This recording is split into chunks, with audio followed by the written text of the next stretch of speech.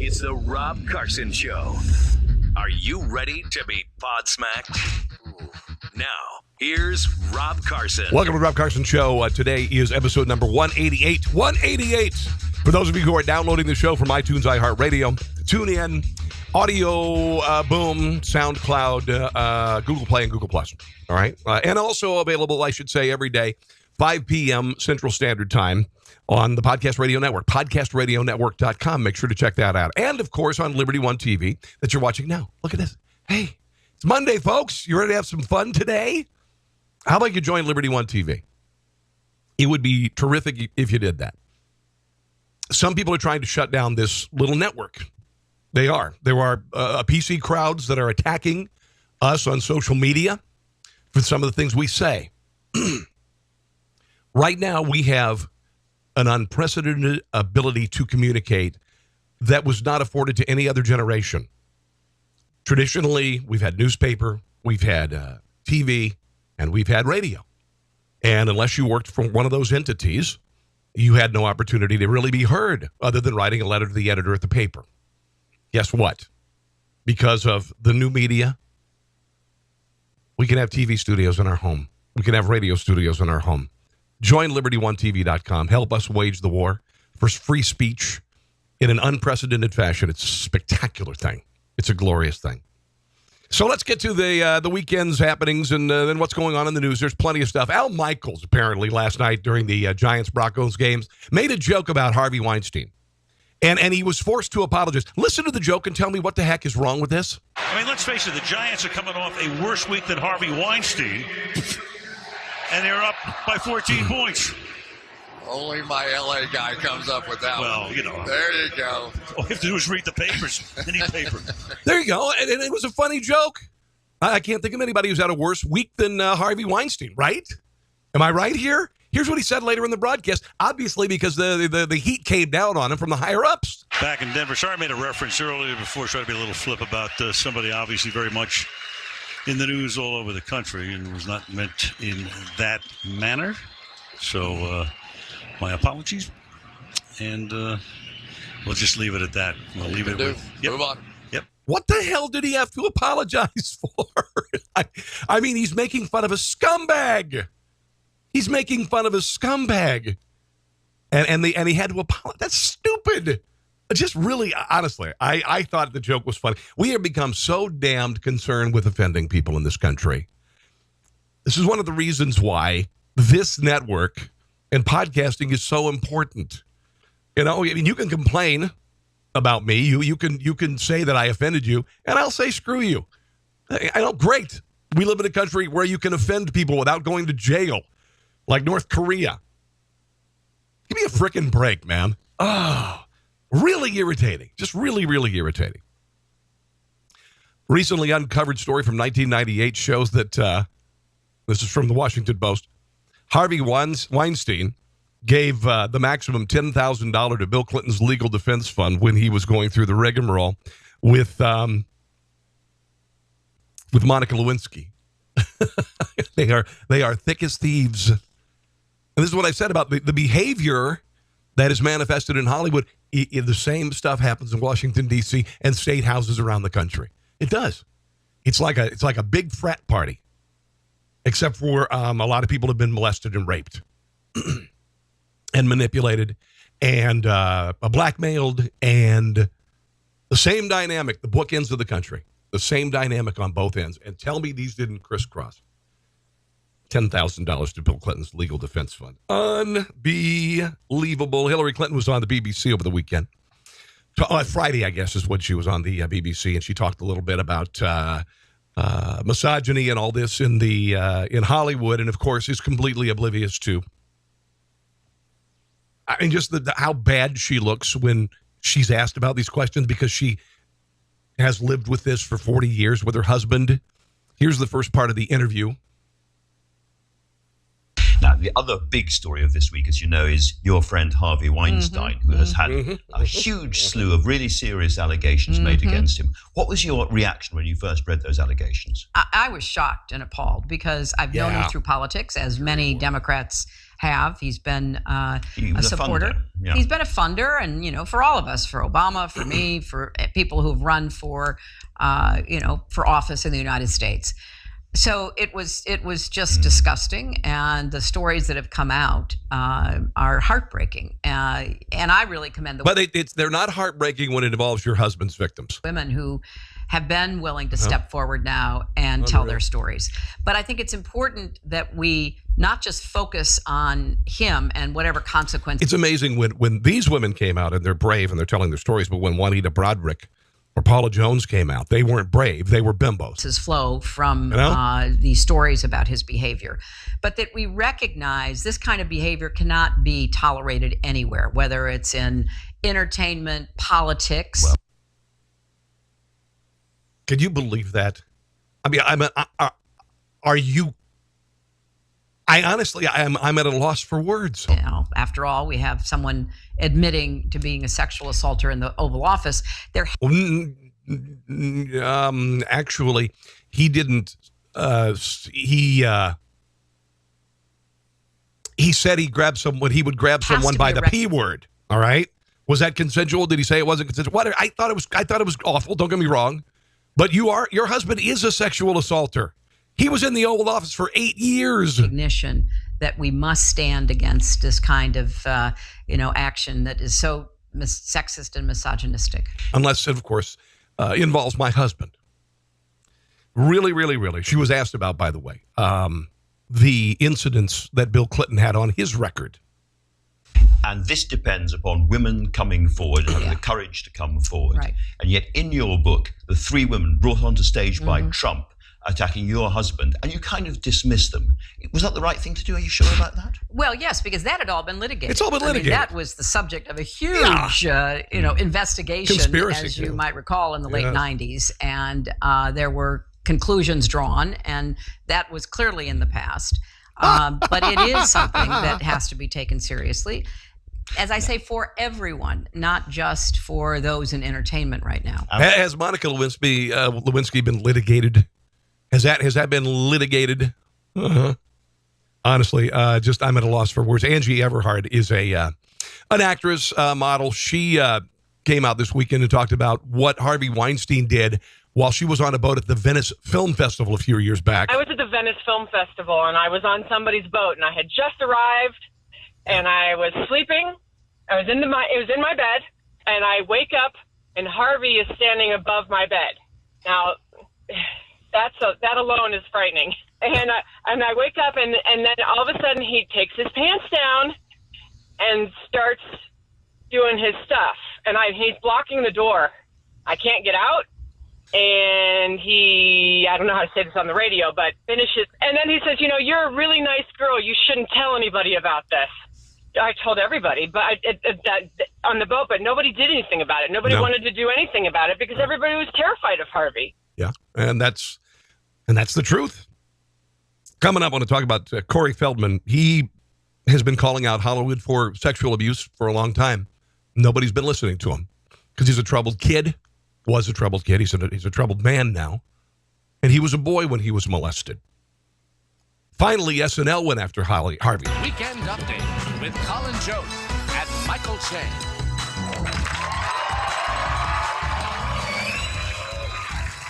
Thank you. Good evening, everyone. Welcome to Weekend Update. I'm Michael Che. I'm Colin Jost. Apple has announced that it will add hundreds of new emojis to its iOS system, including a person at a spa, a vomiting face, and a shushing finger. Finally giving emoji fans the ability to describe what it was like to work for Harvey Weinstein. Shushing, spa, shushing, puking. Weinstein, who's been accused of multiple counts of sexual assault, is reportedly going to Europe for sex rehab.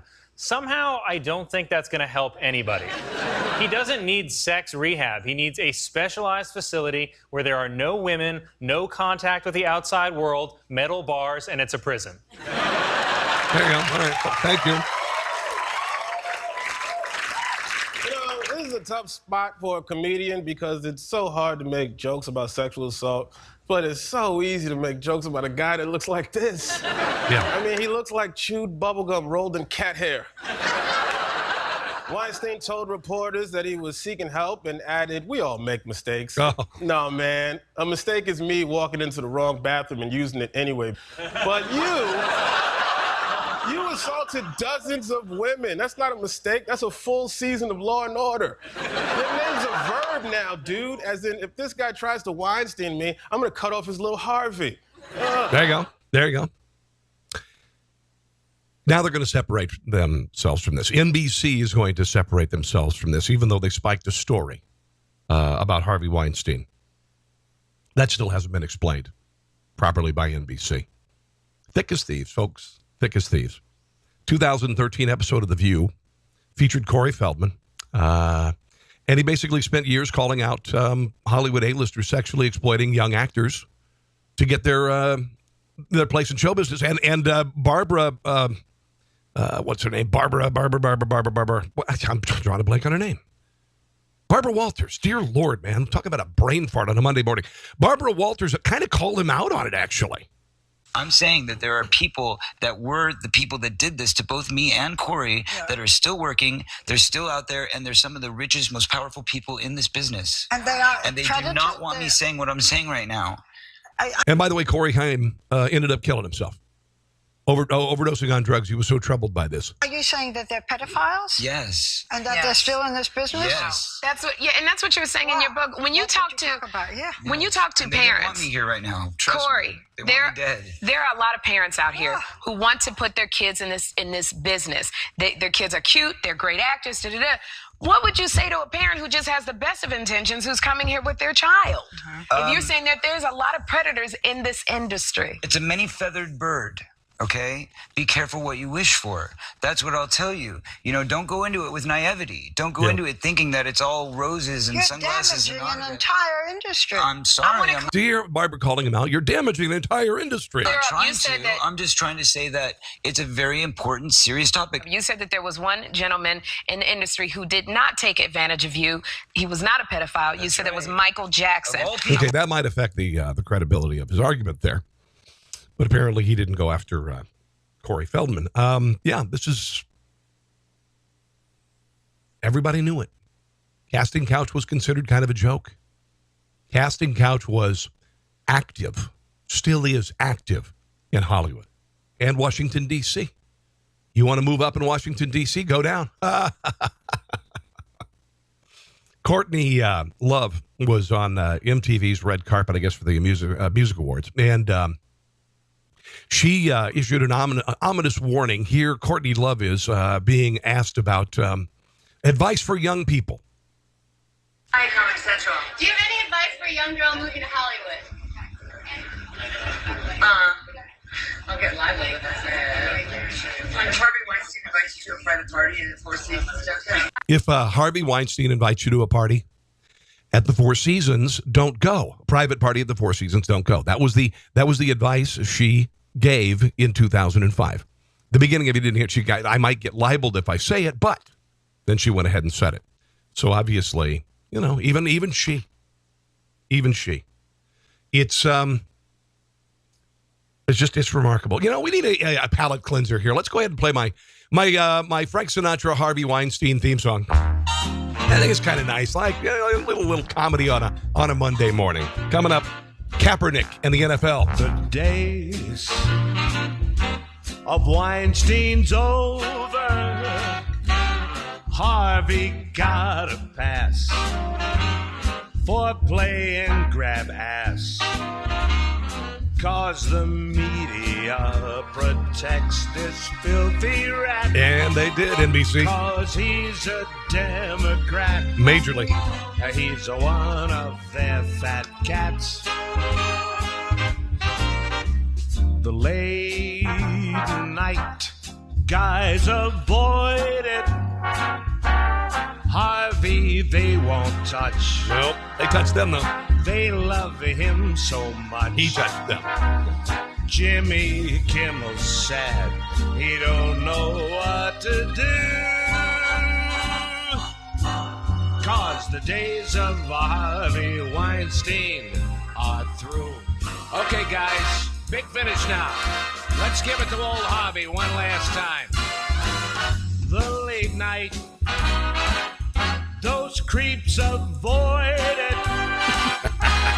Donald Trump they'll bash, but Harvey gives them cash. $10,000 to Bill Clinton.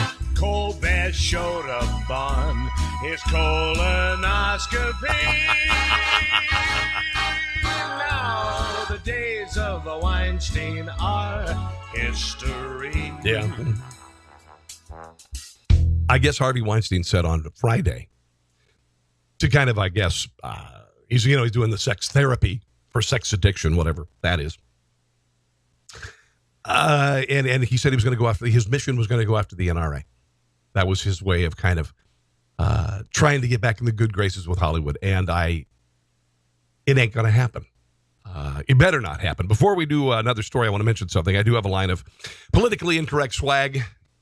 Here's the website, tpublic.com/user/conservatees, tpublic.com/user/conservatees. We've got a bunch of stuff about standing on the NFL for the anthem that I think you're going to find really cool. We've got some politically incorrect stuff. We've got some funny stuff. We've got some Kansas City-centric stuff. We've got some Maryland-centric stuff. It's kind of cool. All right, so check out this website. Here are a couple examples.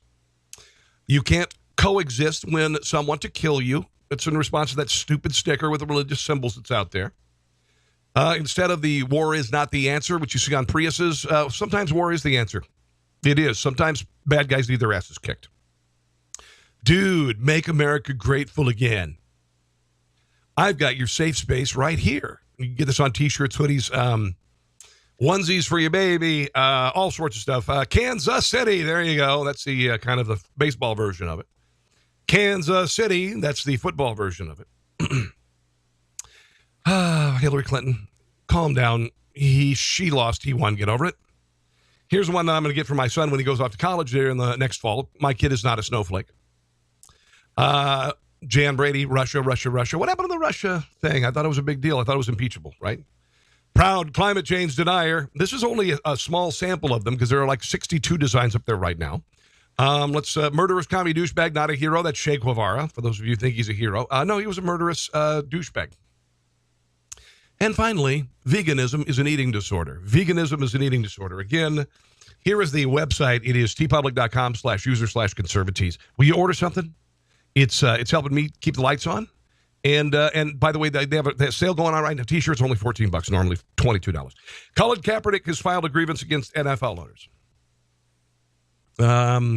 He retained a lawyer, filed a grievance claim saying the NFL owners colluded to keep him from being signed by a team. He also blamed Donald Trump for their actions in a statement from the lawyer. His lawyer, Mark Garagos, said that we can confirm that this morning we filed a grievance under the CBA on behalf of Colin Kaepernick. This was done only after pursuing every possible avenue with all NFL teams and their executives. And there's talk about maybe him replacing Aaron Rodgers. People in Green Bay are not terribly excited about that. Not terribly excited about that. Okay.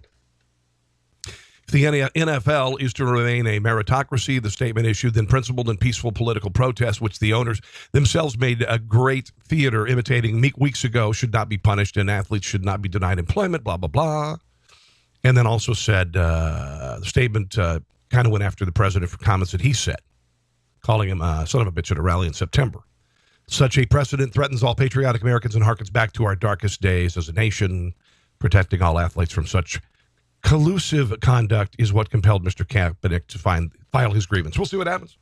Aaron Rodgers is out. I was very bummed about that. I mean, just really, really bummed about Aaron Rodgers not breaking his collarbone this weekend. I'm sorry, this shadow's kind of bugging me here. Let me move this light. I want you to be able to see my lovely face without a shadow.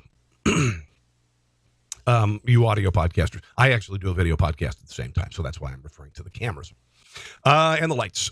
Green Bay Packers, they say basically the fans will revolt. There was some discussion online about bringing Kaepernick in to replace Aaron Rodgers.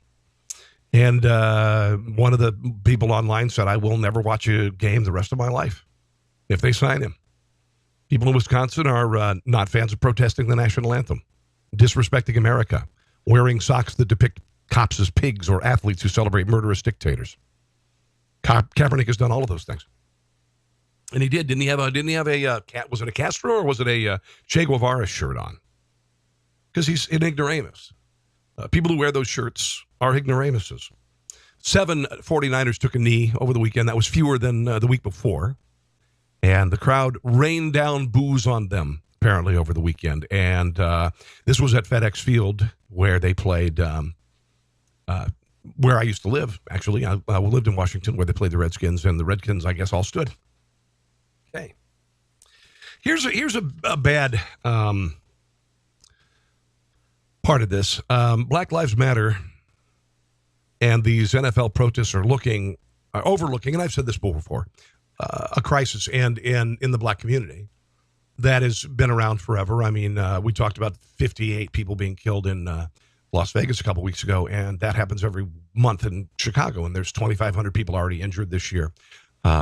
It's unbelievable. And while these players are going after something that is a simple thing, which is police shooting black men, it's a narrative that is not supported by facts, by the way. And they're forgetting the rise in black crime since then, okay? Heather McDonald has done a report for the 2016 FBI Uniform Crime Report for the Manhattan Institute. The number of black homicide victims has jumped nearly 900 per year since the BLM movement took root. Quote, the majority of victims of the homicide surge have been black. They were killed overwhelmingly by black criminals, not by police.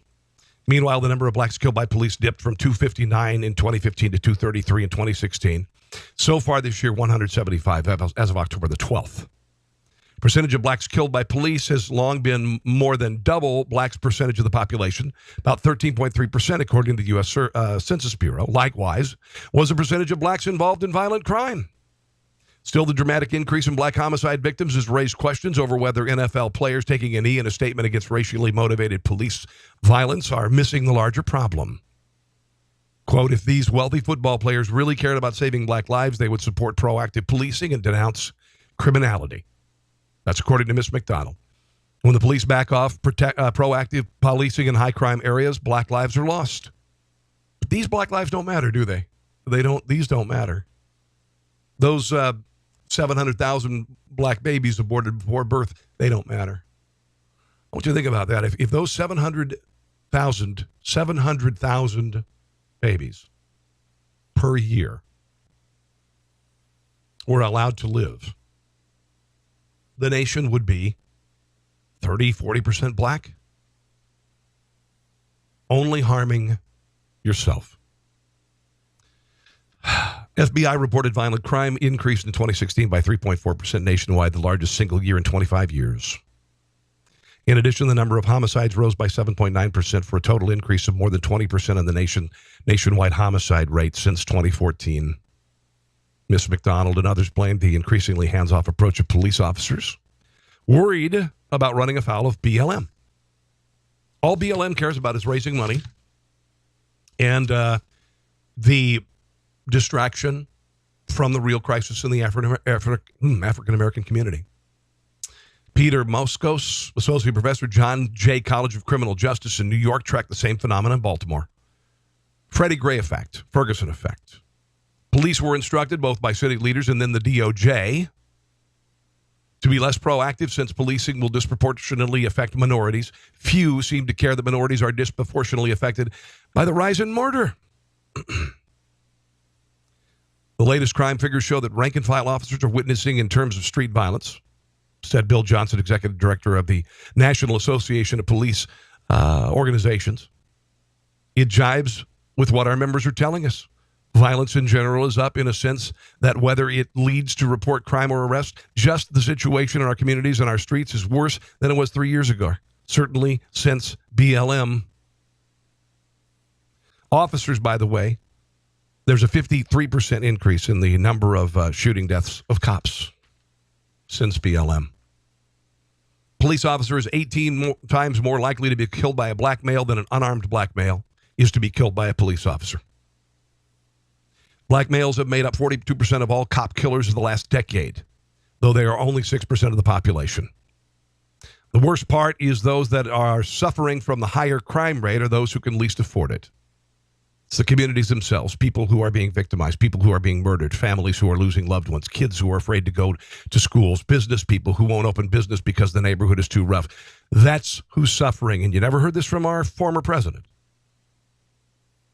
It tends to be poor communities, communities of color, communities that have already suffered from higher crime rates than their neighbors who need safe, effective, thorough law enforcement. And we still have 70% of babies being born out of wedlock, and we still have 700,000 abortions. Well, what are you going to do? It's remarkable because the problem is it serves as a distraction, and it's one thing that they're focusing on: police killings of black men. That's it. It doesn't address all of the societal ills that I just talked about because that's too hard to do. It's too hard to be responsible and stay at home and then stay in school and not have 5 babies by 4 different guys.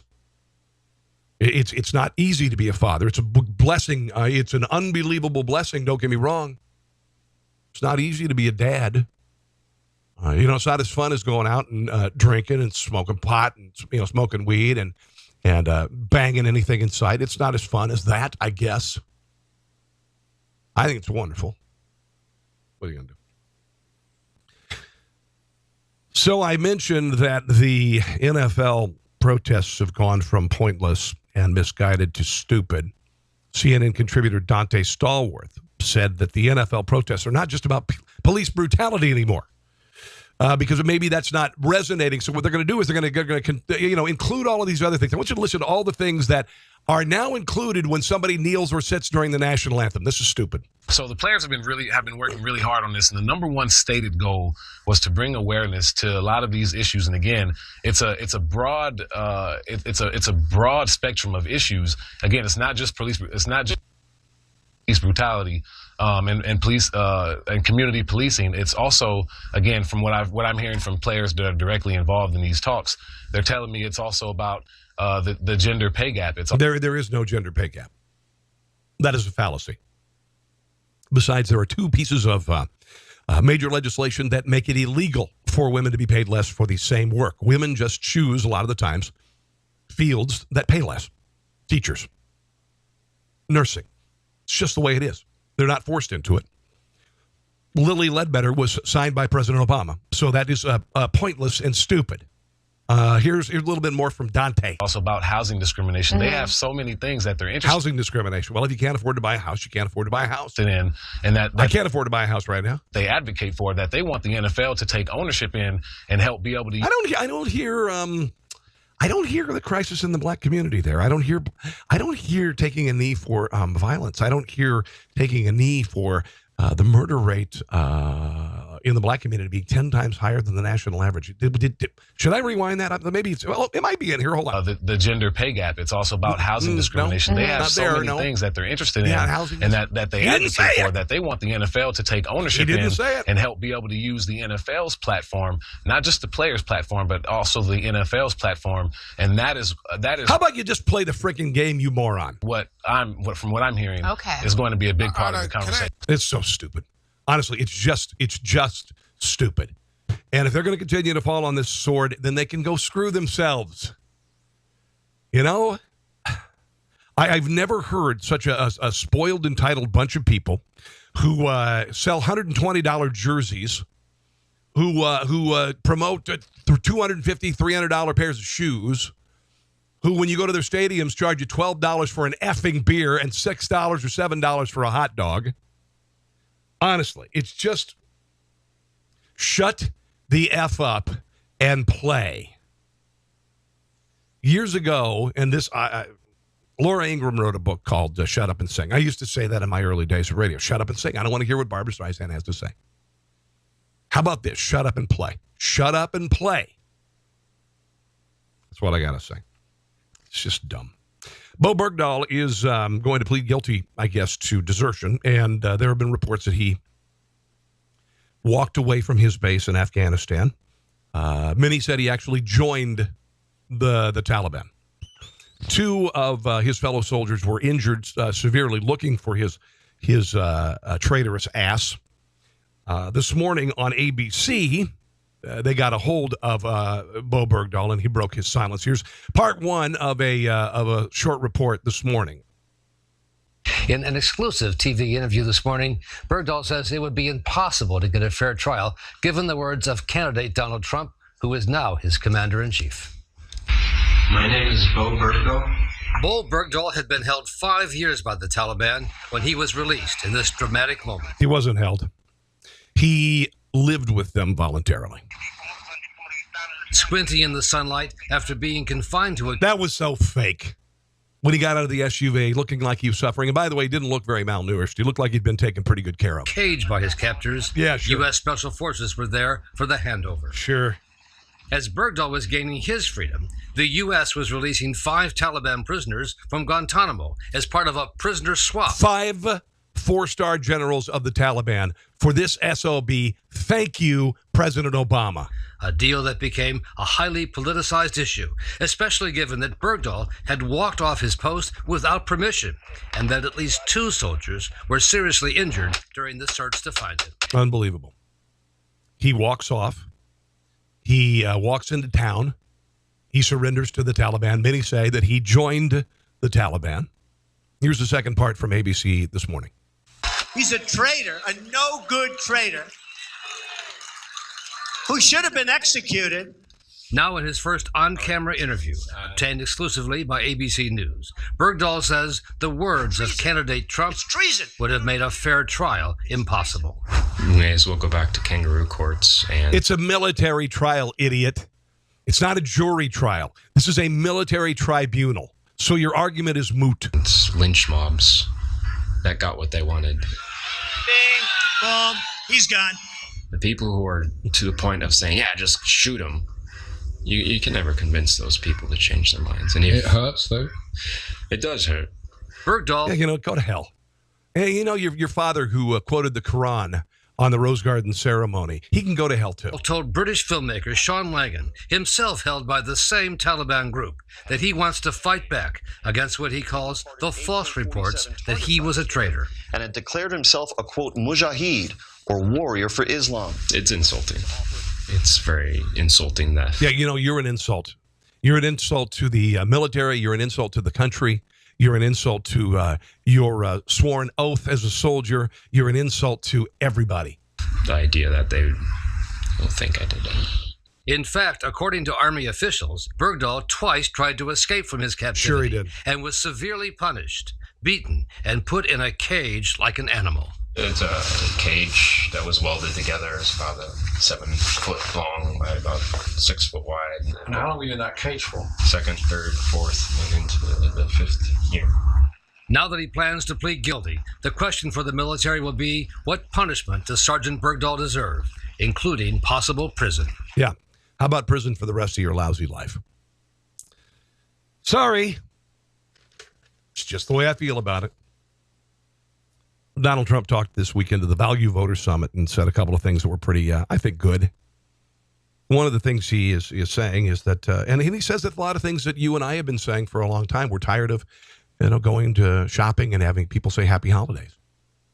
He talked about the war on Christmas, and there has been a war on Christmas. And, I realize that if you are a person of another faith, you're a Muslim or whatever, that Christmas can be a little overwhelming. I mean, we are a Judeo-Christian country by and large. So, and it's a big deal to us, and it has been secularized to some degree, but there are some who obviously still celebrate what Christmas is all about, but it is a big deal. And businesses, they call it Black Friday because they finally move out of the red into the black. Businesses, because of Christmas, are saved every year. And by God, if you're going to depend on happy little Christians coming in and buying Christmas presents for their families, then by God, you say, Merry Christmas. Here is the president.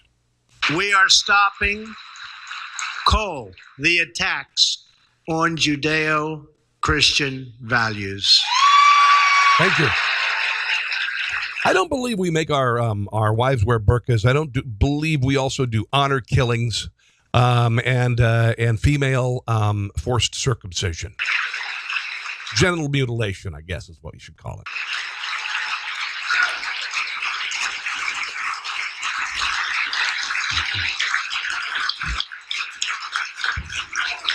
Thank you. Thank you very much. And something I said so much during the last 2 years, but I'll say it again as we approach the end of the year. You know, we're getting near that beautiful Christmas season that people don't talk about anymore. They don't use the word Christmas because it's not politically correct. You go to department stores and they'll say Happy New Year and they'll say other things and it'll be red. They'll have it painted, but they don't say, well, guess what? We're saying Merry Christmas again. Good.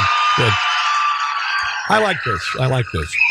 And I don't believe the White House Christmas tree is going to have an ornament with Chairman Mao on it, which happened while the Obamas were in the White House. That's really bad.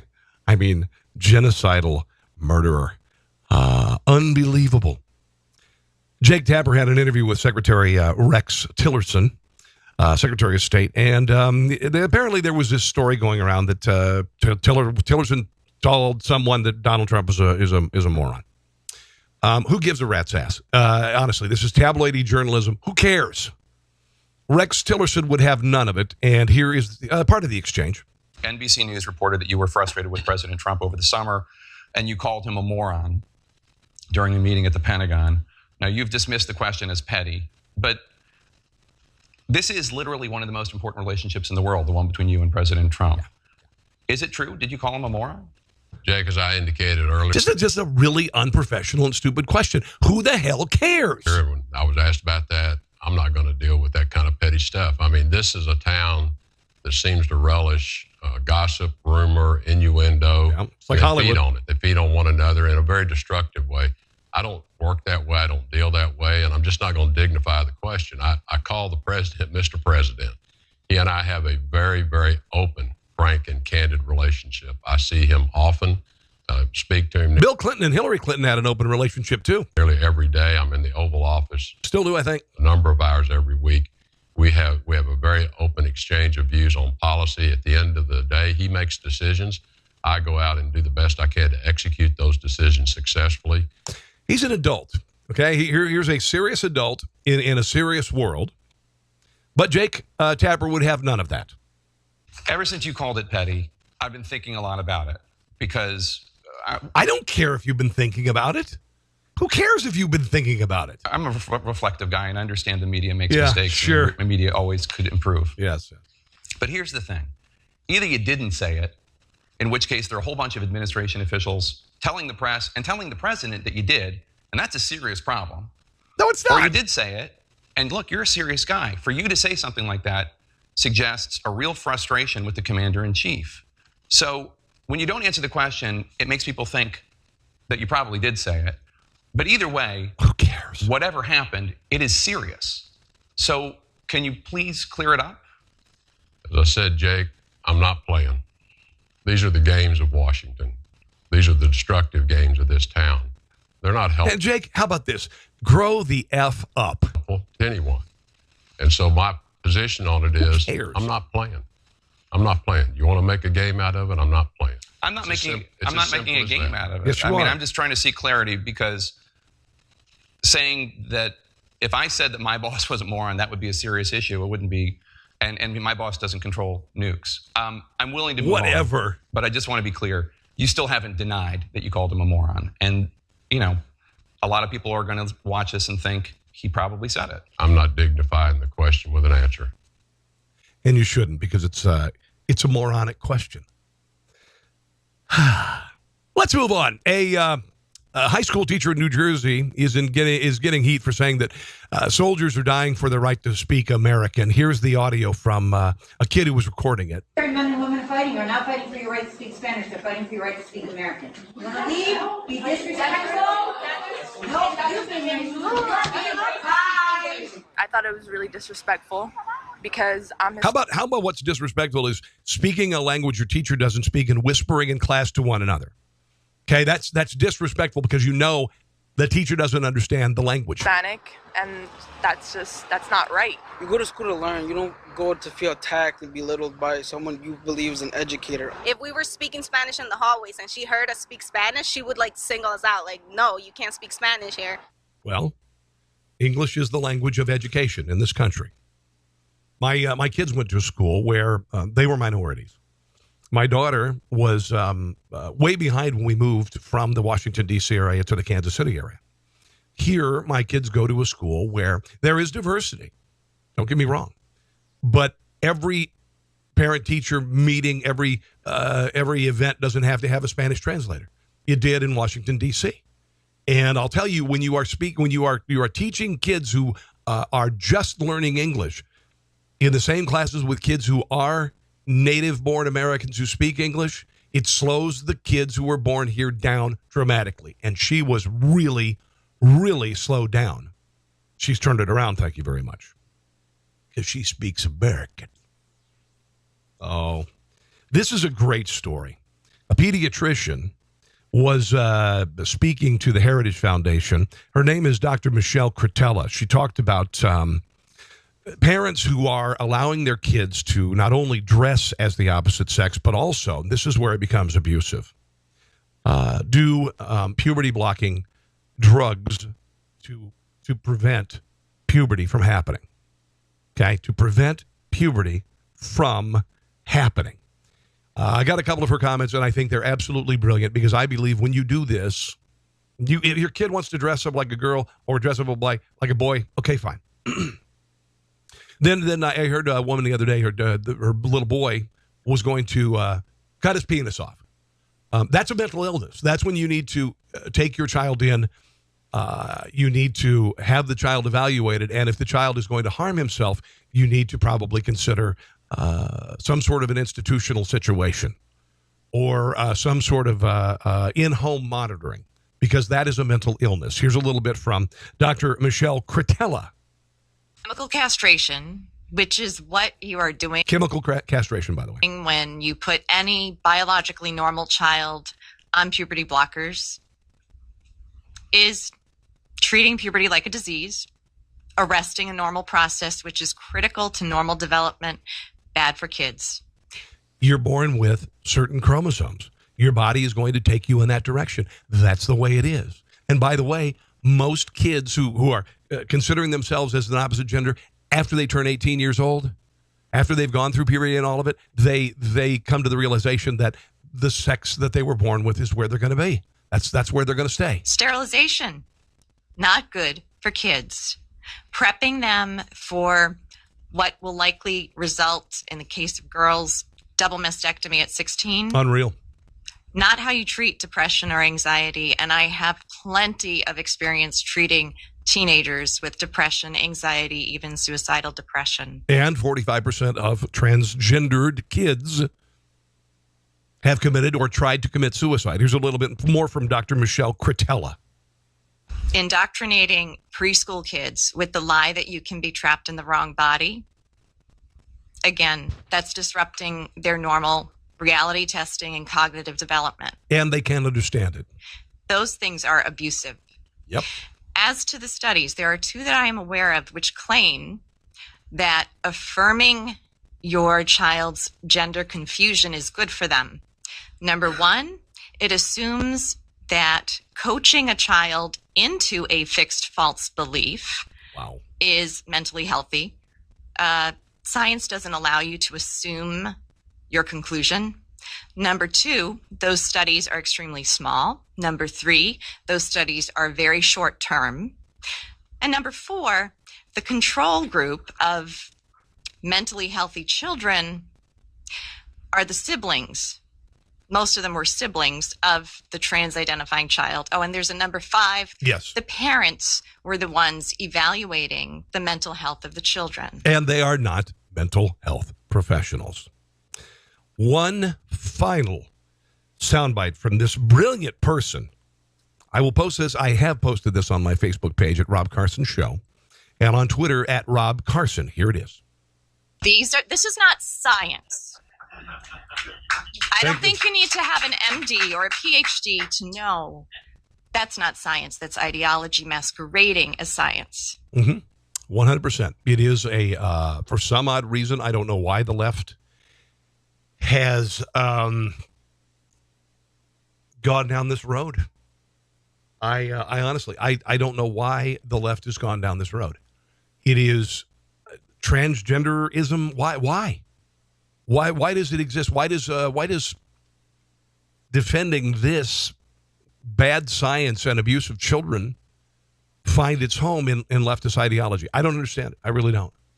I want to wrap things up. I'm a big fan of Big Bang Theory. I think it's a fantastic show. And Mayim Bialik, she was on Blossom years ago. Now she's on the Big Bang Theory, where she just is terrific. She is terrific on the show. The show is perfectly cast. She's Sheldon's girlfriend on the show, and I would encourage you to watch it. I think it's hilarious. I think it's wonderful. Here she is saying, and this is a Hollywood actress talking about you being responsible for who you are. You are responsible for where you are. If you are in a place where there are bad things going on, leave and report it.